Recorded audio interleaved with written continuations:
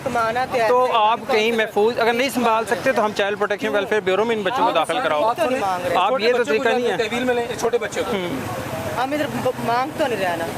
छोटे छोटे बच्चे सड़कों पे इस तरह नहीं निकाल सकते हो ना आप। रात का हम 8-12 बजे घर चले। चलो अभी तुम्हारे मियाँ को कह दिया ना, वो बच्चों को कहीं एक साइड पे छोड़ेगा। इस तरह बच्चे बाजार के अंदर घूमेंगे, किसी हादसे का बायस बनेंगे और मांगते हुए नजर आएंगे तो हम फिर FIR भी देंगे, फिर हम छोड़ेंगे नहीं।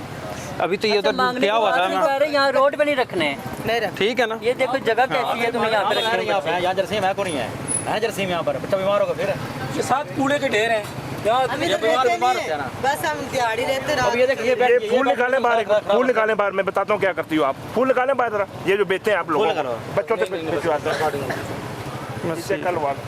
बाहर निकाले। इन बच्चों से किसी किस्म की कोई मजदूरी नहीं करानी।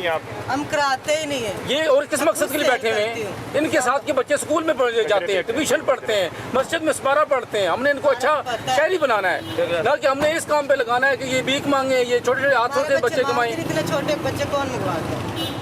ये मेहनत कर रहा है, किस लिए कर रहा है? बच्चों के लिए कर रहा है। आप इनको अपने साथ रखें।